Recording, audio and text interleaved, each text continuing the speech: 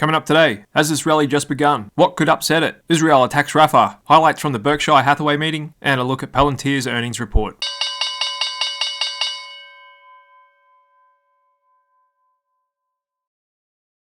Welcome back everybody to the Daily Market Review. Hope you had a great weekend out there, and looks like we're off to quite the bullish start to the week. Just as I was saying last week, we got all the conditions there to move higher, with the Fed and the Treasury opening the window on more liquidity, option dealers bringing volatility premium to rock bottom lows, along with bond yields and crude oil pulling back. We've clear taken out this resistance zone we had as a bit of a line in the sand there, so we can remove that, and instead now we'll draw the next one, covering the wick of this big bearish engulfing candle, and that's also all-time highs up there. So that's the next area of resistance that may act as a magnet for the market. That's around 52.50 on the S&P 500, and an all-time high would be above 52.65. So typically when markets come up to highs, they can often pause, consolidate before marching higher, and I'd say there's a good chance we're hitting all-time highs potentially in the coming days, if not maybe next week. You can see that in the market color. It's green everywhere the bulls want it to be, all the risk on growth sectors, and it's also red everywhere the bulls want it to be. Volatility, yields, oil, energy, dollar inflation expectations, all underneath their 20-day moving averages. And like I said last week, everything was pretty much risk on bullish except for breadth, and we could be getting that here today.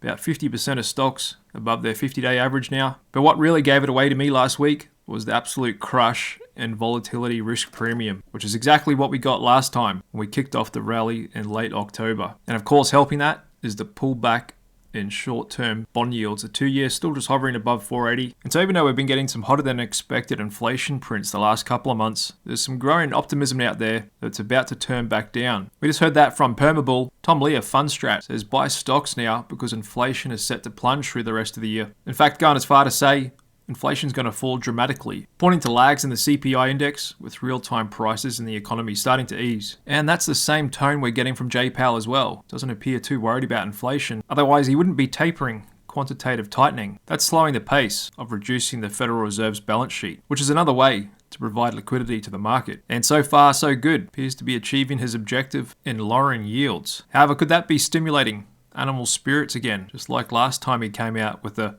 dovish pivot? You can see that now in the market. Risk on mode across the board. Very bullish day today. Every sector finishing higher. However, just don't tell that to most Americans, as they're still grappling with high structural embedded inflation. Even though us here in the markets and the Fed are all obsessed with those month-to-month changes, what's actually affecting most people is the price of necessities like food, having gone up 30% the last 4 years, where their wages are pretty much still the same. That's why we got consumer confidence diving, expectations falling as well. So once again, the divergence between the top and the bottom is widening. However, J-Powell doesn't represent the bottom. He represents the top 1%, for which he is in himself. And like all humans, we instinctively do what we're financially incentivized to do. And J-Powell's done a good job at boosting his own wealth, along with all his mates at the country club that he's a member of. And in just another sign of the type of environment and world we're in now, check out the prices for food and drink at the Formula One Grand Prix in Miami. And yes, your eyes don't fool you. That's $190 for a fruit drink. And this here is a perfect example of the excess liquidity in the system, and especially at the top. And even though a small sample, it's just a taste of what the market can get away with these days and what some people can actually afford. So as long as bond yields keep pulling back, that should help prop up the stock market. Otherwise, if J-Powell and his best buddy Janet Yellen aren't able to keep a lid on them, that could get markets worrying again. Not to mention, we're about 6 months away from the biggest event this year, the US presidential election. VIX futures in November, already pricing in a huge spike in volatility going into that. So while things could stay calm till then, they're almost guaranteed to get a little spicy coming into October, with the presidential election on the 5th of November. Also helping the picture is the Biden administration being successful in getting the price of oil down as well, prompting Israel to negotiate ceasefire talks with Hamas, in which they've reportedly accepted. However, now we've got Israel warning that they'll soon invade Rafah, which could again escalate tensions over there, and they've already started attacking Rafah in what could be potentially a move to make way for an invasion. And Rafah is the southern region of the Gaza Strip, and so Israel's still fighting hard to keep the balance of political support on their side, as there is still a bit of a humanitarian crisis going on in the Gaza Strip, as unfortunately none of the surrounding 28 Arab countries would like to accept any refugees from the area. So it looks like they're staying boxed in there, and the reality is this situation's likely to remain a mess for some time yet. Good news is, with Israel's strategic strike back on Iran, looks like they've cooled things down from their side, and so this shouldn't be too big of a concern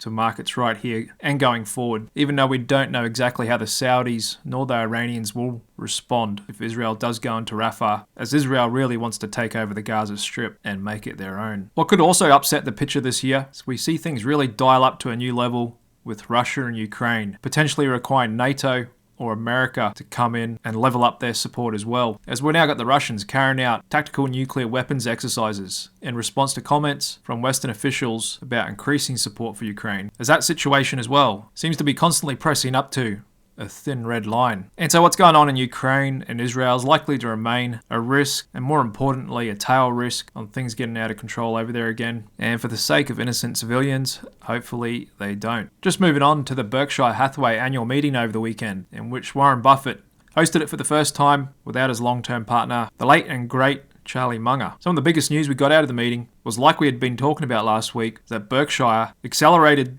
their selling of Apple shares, reducing it by 13%. Pretty big material move. And so I'm wondering if Tim Cook had already got wind of that over the last couple of months, as Buffett had been trimming in Q1, and then that's why they came out with a big $110 billion buyback to try and counteract that, because they knew when the news came out that could sour sentiment even further on the stock. And it held up pretty good today. Still finished down compared to all other mega cap tech and a really green tape. And when Buffett was asked why did he trim Apple, he didn't really give a straight answer. Started talking about value investing principles. And thanks to my time at an investment bank, when I was working in the treasury department, moving around large amounts of money for high net worth individuals, I had to be all up to date with anti-money laundering laws, being able to detect fraud. And so I was trained on how to tell if people are not telling the truth or avoiding telling the truth. And so I'm not blaming Warren Buffett. Of course, he's the greatest stock investor of all time. However, he didn't want to answer the question because he didn't want to share why he really sold it, because it's still his largest position. He doesn't want to spook the market, talk down the stock. However, I can imagine it's due to their lack of growth and still their really high valuation. The most important product, iPhone sales, down 10%. Overall,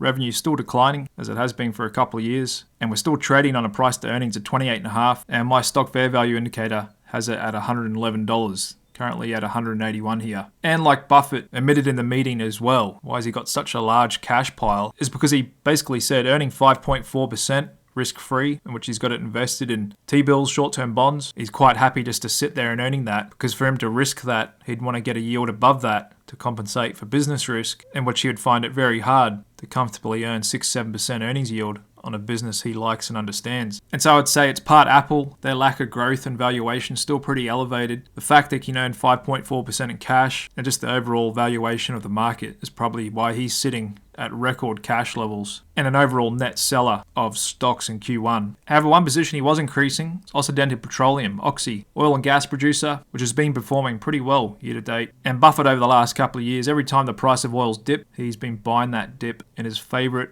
oil stocks, Oxy and Chevron as well, which is also in an uptrend as well. He also mentioned Tesla and their full self-driving technology as being the biggest threat to their auto insurance business, Geico, which I thought was pretty interesting. Also said he's happy to stay invested in Japan, and he's about to put a lot of money to work in some company in Canada, and pointed to AI as having enormous potential for harm as well. And so one of the reasons why he may not have given a straight answer on why he trimmed Apple could be because he wants to trim a lot more, and he's doing right by his shareholders and not wanting to talk down the stock. Still calling it a fabulous business, and since he's such a big player in the market, he can't offload too much at one time, so he could keep feeding the market Apple shares for months to come, and that could present a big headwind on the stock as well, especially if the market sniffs that out and tries to front run him. However, we've still got bulls out there saying buy Apple stock ahead of the AI News Developers Conference, as we're still yet to hear how Apple's going to be a big player in AI. Seem to be scrambling to jump on board this trend a bit here, actually partnering with Google to get their chatbot Gemini into iPhones. And speaking of AI, we just heard earnings from a popular stock with investors, Palantir, who is an AI data analytics and software firm, big contracts with government, corporates, military, and just looking at their results, profit rose to $106 million in the first quarter, beating the previous record of $93 million. Sales rose 21% from a year earlier, beating Wall Street estimates, and they raised their guidance for full year revenue to between 2.68 and 2.69 billion. And even though we did a strong rip in today's regular session on the stock up 8%, just going down to the 5-minute chart after hours, it's coming off, pretty much giving it all back, down 7.5%. And that's why it's so hard to trade earnings, and it's pretty much a binary event, coin flip, because you can nail the numbers, nail the beat, increased guidance. If it gapped up, it shouldn't be too surprising. However, we're selling off hard now. And that's actually been a trend with this earnings season that we've only just passed the halfway mark through. And that's misses on expectations are getting punished much more than usual. With one-day performance after earnings on misses, average stock coming off about 5%, which is almost at record lows over the past 20 years. Same deal with stocks that are beating. They're not really popping too much the next day either. And so that's a bit of a strange dynamic in this market, in which is otherwise full of bullish ingredients. And just getting you prepped this week on the economic calendar, not much out. Pretty quiet week. Just a few Fed speakers. We don't have any really big key economic prints coming from the States this week. The market will be left to trade on its own devices, sentiment and liquidity. And it should be pretty pleased with Fed fund futures pricing in cuts in both September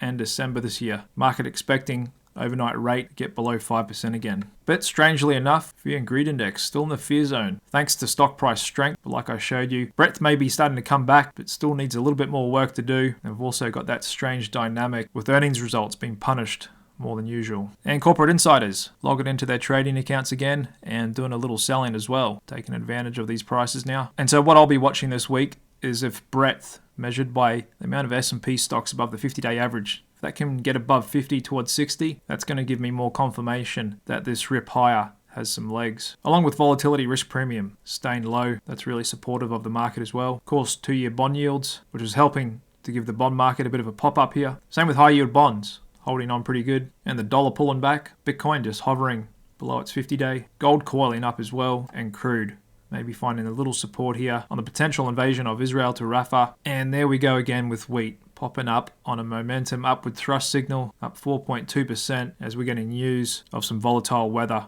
coming out of Brazil and other crop producing regions. Helping corn to also break out as well. Been watching these two commodities the last couple of weeks, feeling as though they may break out, and that appears what we're getting. So that's going to keep some upward pressure on food prices going forward. But luckily, got the price of cocoa pulling back, helping to keep a lid on what we pay for chocolate. There's a look at the best performing stock market this year. China consolidating at new yearly highs. Clean energy putting in some big volume candles, popping up here as well. Also interesting, got the commodity growth spread of copper versus gold breaking out after ranging for quite a few months. And that could be a good sign for global economic activity. And still got a bit of a pullback in inflation expectations. And every single stock sector finished green today, with the defensive stuff, utilities, staples, among the lowest performers. So it's a bit of a risk on move today. And we can see that with the momentum factor, the winning factor today, back above the 50. And look at that, NVDA already coming back to testing all-time highs, which may happen this week, and how quickly this stock can turn. Got Microsoft kind of still consolidating there. Tesla having a little tick up, and another solid day for Meta, up 3%. Congrats to all those who bought the dip on their earnings at 420. We've already added 45 points in just a little over a week. And speaking of buying the dip, if you'd like to get my Buy the Dip stock trading bot, then head on over to my website, clickcapital.io, click on the trading bot page, where you can learn all about it and how you can set up fully automated trading with no programming or coding experience required. And it's a fully customizable trading system that can be traded on thousands of assets around the world. And I'm currently running a sale on. Normally sold for $329. Just enter the coupon code DIPBUY and then I'll knock $80 off the price for you. And just moving on, what will be interesting tomorrow will be the recently IPO'd Reddit reporting earnings. This company still loses money, managed to come onto the market with a $7.5 billion market cap, and we'll see how the meme traders do on that one tomorrow. Other meme stocks like GameStop fell quite dramatically this morning before a lot of traders bought the dip and finished at $16.30, still down a little bit. And we've got a few others holding up pretty good. Carvana, Snap still holding on to their earnings gap. And there's a look at Robinhood, who just got a notice from the SEC that they're preparing to sue Robinhood over their crypto unit, which again, the SEC and the government are just back and forth on this industry and pretty much looking to squash everybody except the big Wall Street houses running the ETFs now. And still got some pretty nice uptrends in the financials. Charles Schwab breaking out, Wells in an uptrend, same with Bank of America, Citigroup, and JP Morgan still a little bit softer than the rest. Alright guys, there we have it to start the week. Like I said, not much out in the economic calendar. Everything's pretty much looking bullish, except breadth. We need a little bit more work. And just that funny dynamic on the earnings may not be too important, especially if price action can keep tracking up, and we'll see whether we can test these all-time highs around 42.50, 42.60 this week, where we may pause and consolidate a little bit. Other than that, we'll see what else the week brings us. Thanks very much for tuning in and supporting this channel, and I'll see you again tomorrow night. Cheers.